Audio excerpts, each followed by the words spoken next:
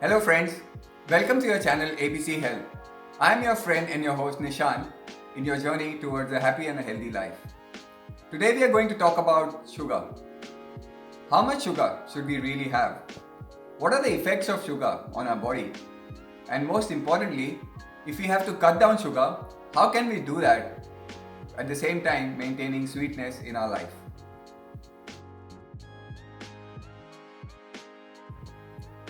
Did you know that sugar is 8 times more addictive than cocaine, as suggested by some animal research?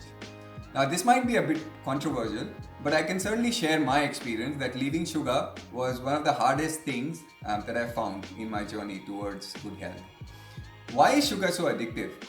What is it about sugar that makes it so hard to leave, and what causes sugar cravings?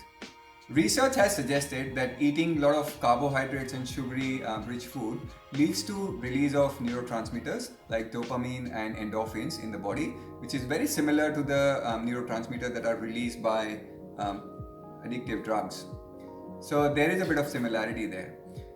There is research suggested and enough scientific evidence to prove that people who consume excessive amount of sugar are more prone to have a condition called pre-diabetes, which is a step before diabetes, where the body develops resistance against its own insulin. But importantly, it also leads to a whole lot of other issues like obesity, cancer, depression, Alzheimer's disease, and a lot more. So, eating too much of sugar is proven not to be good for us. One very recent study done by the American researchers and published in the JAMA, which was a 15-year-long study in humans, showed that people who consume 25% or more of their calories in the form of sugar are twice as likely to die because of cardiovascular death compared to those people who have 10% of or less of their calories from sugar.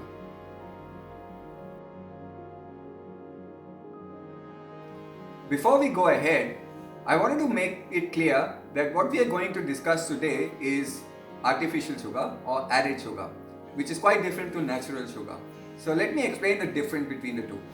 Natural sugar is the sugar that occurs naturally in fruits, vegetables, nuts, milk, and all of the natural substances. Now this sugar is good, although it is sugar and carbohydrates. It is often mixed with a whole lot of other natural chemicals, which makes it harder for the body to absorb. So it takes a bit more time to get absorbed in the body, which leads to slow rise in blood glucose levels, which is good for the body.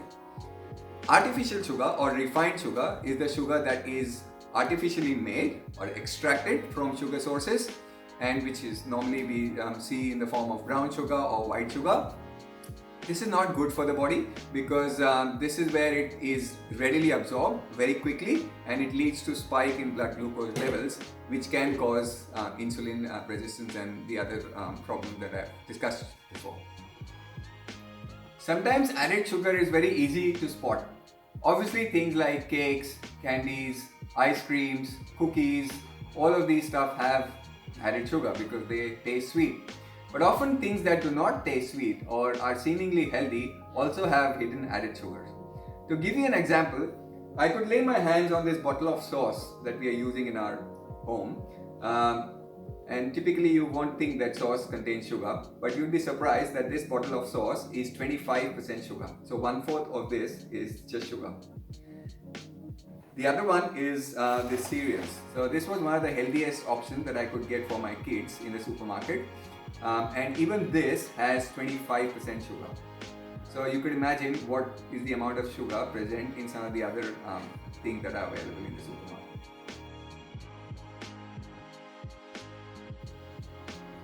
One question that often comes to our mind is how much sugar is okay, or how much sugar is good, or how much sugar is bad. Now there is no straightforward answer to this.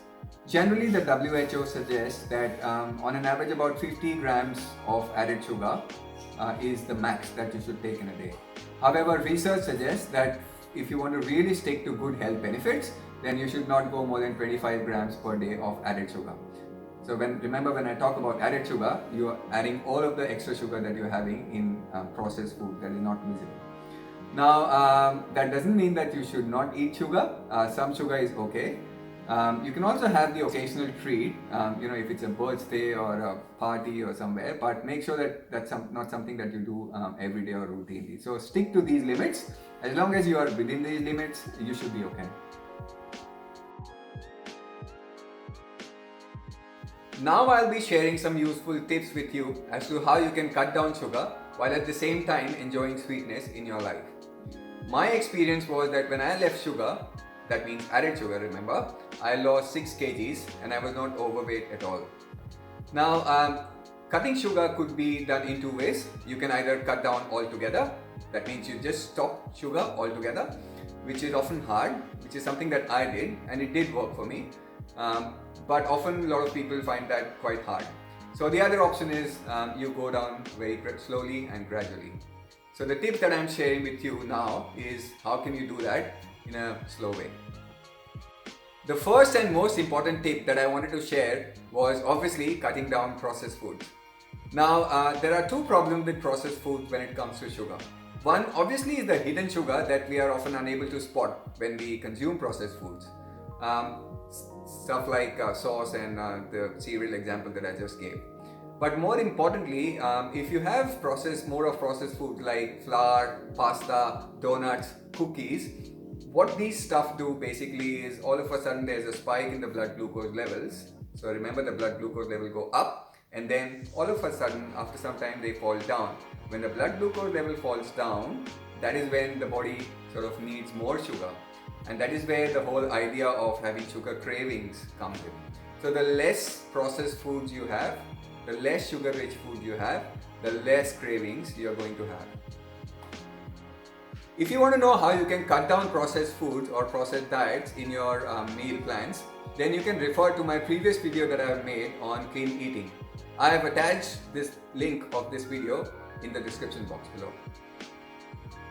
Before we go ahead, if you're liking the video so far and have liked all of the previous videos as well, click on the like and subscribe to this channel if you haven't for more content.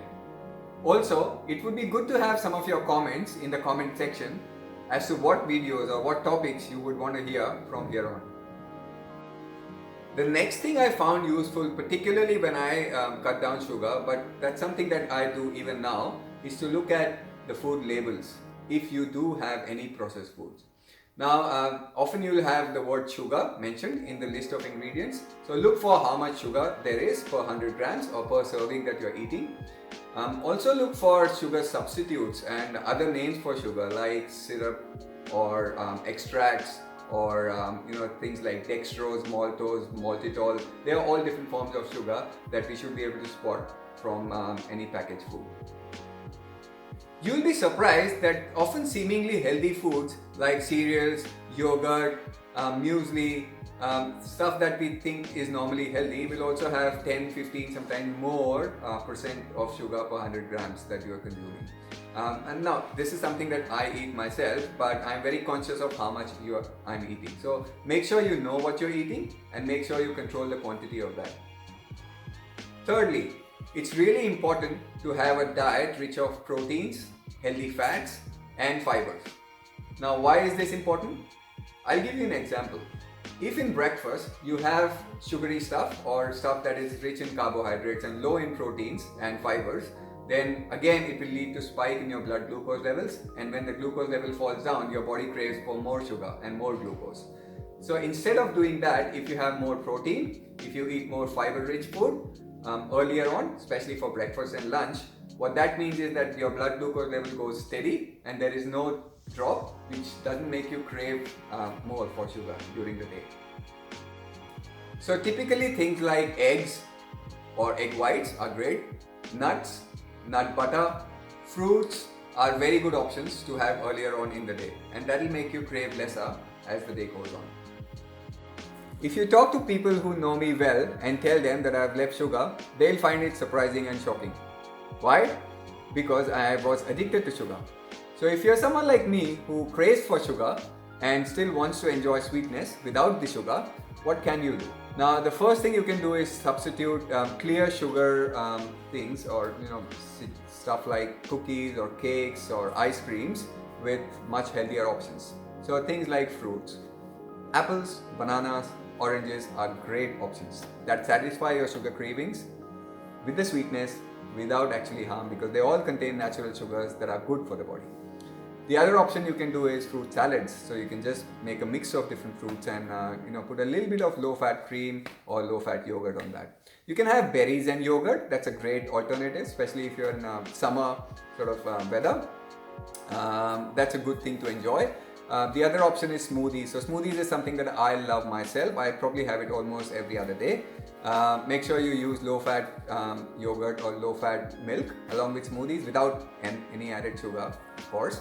And a mix of different options, and keep changing the fruits that you put in the smoothies, and you can also put in some nuts and make it more healthy. The other option is having peanut butter. So you can either have peanut butter just with a couple of almonds, or you can make it a protein ball, which is a lot more healthier option. Or you can even put that on a bread spread and enjoy it to sort of satisfy your sugar craving after you have your main meal. You substitute cold drinks and soft drinks which are heavily laden with sugar with something like green teas or flavored teas, or even fruit infused water. So you can just put sort of orange in a bottle of water or strawberries in a bottle of water, and you'll still have that sweetish flavor but without the actual sugar in that. The other thing is frozen fruit. So that's a great option. So you can probably freeze bananas or strawberries, and then just take them out, put a little bit of dark chocolate, make sure it's 70% or more dark chocolate with minimal amount of sugar, and enjoy it as a dessert.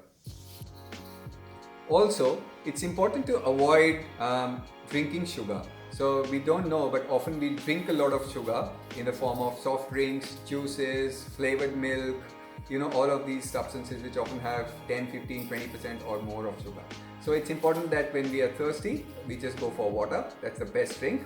Or as I mentioned earlier, you can have fruit infused water, or just iced tea, or those sort of things which are not containing any sugar. Apart from that, I would suggest have a lot of veggies like carrots, beetroot, sweet potato, and pumpkin. I generally use a lot of this in my diet. The thing about these vegetables are they are naturally sweet, so there's a little bit of sweetness in that which gives you a controlled increase in your blood glucose levels, which makes you crave lesser for sugar because you're still having that sweetness, although it's minimal and you can't feel it, but then at the back you will not have those sugar cravings. And the last important point is salads. So if you are someone like me who enjoys eating salads, which is something that I must recommend for everyone, you can also add a little bit of grapes or some sultanas in that. They are naturally sweet, that give your taste buds that bit of sweetness that will make you crave lesser, especially if you have it for dinner. And lastly, avoid adding extra sugar to your tea or coffee. This is something really hard because a lot of people that enjoy sweet beverages, it's really hard for them to leave sugar altogether. But you can have other substitutes, like for example cinnamon powder, or for example vanilla powder. So they are great alternatives that are not sugary, but they still have that sugary sort of touch, which will make it easier for you to get used to not having sugar in your beverages. So friends, I hope today I've given you enough reason and some really good tips to help you cut down sugar in your life, and yet make sure that your life is sweet and healthy. Thanks for watching this and all of the other videos that I've made previously. I've got some really nice comments from a lot of you that you've started implementing a lot of things that we have discussed before, which is quite motivating for me. So keep those comments and feedback coming. That really gives a lot of push to me to make more content for you. Thank you.